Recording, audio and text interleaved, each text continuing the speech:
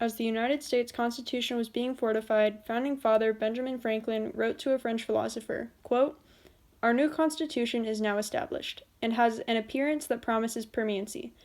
But in this world nothing can be said to be certain, except death and taxes." End quote. Or as Mr. Keating in the Dead Poets Society may say more bluntly, "We are food for worms, lads. Because believe it or not, each and every one of us in this room is one day going to stop breathing, turn cold, and die." and the words of millions show the same sentiment, but actions and events speak louder than words. As Benjamin Franklin believed, almost wholly in free will and agency, he mimicked the mindset of the vast majority. Anyone can change the apparent outcome of their life, and nothing is set in stone. But this point of view doesn't consider those born into less fortunate circumstances. As Edward Bloom from the film Big Fish once said, "It was that night I discovered that most things you consider evil or wicked are simply lonely and lacking in social niceties." but if they were never given access to acquire such niceties, did they ever have any other outcome in store?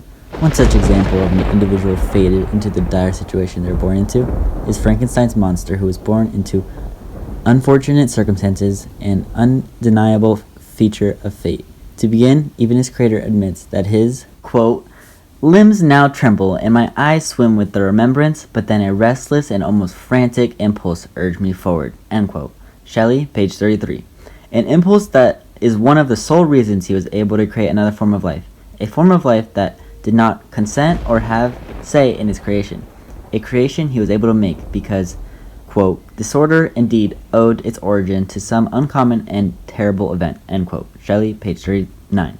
Implies is was not in his control. Yet, despite Frankenstein subconsciously recognizing how fate played a role in his life's course, he continues to claim that he does not have ultimate control as he is, quote, "allowed himself to be governed by the impulse of the moment," end quote. Page 111. This theme is much more prevalent through Shelley's novel, whether it be due to his narcissism or his natural state of being. It is a common theme among humanity, and what allows him to continue his conflict with the monster.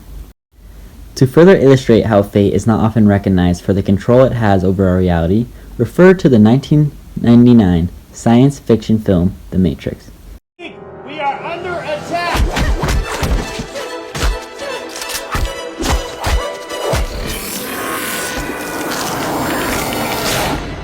The main character, Neo, constantly fights against the concept of fate, specifically when asked, "Do you believe in fate, Neo?" No, Why not? because I don't like the idea that I'm not in control of my life. Most of us can agree that the idea of everything being predetermined is one concept that we are hesitant to consider. Believing that we make our own choices allow us to feel in control and responsible for our own actions, when in reality we ignore that Choice is an illusion. Despite this, my mother always believed in choice. Ever since I was little, she would tell me that no matter what happens, I will always have the choice in choosing how I respond.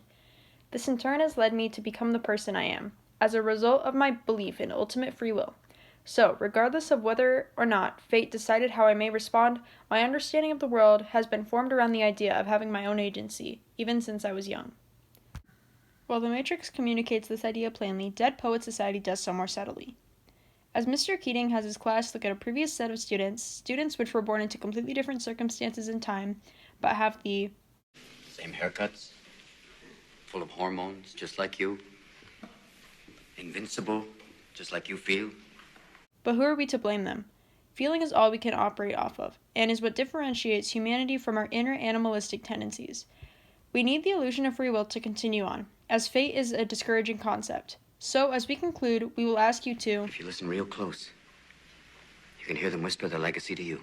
Fate controls everything. and with that, our conclusion as to how fate and free will coexist. Determinism creates our reality, but the illusion of free will is what allows humanity to function.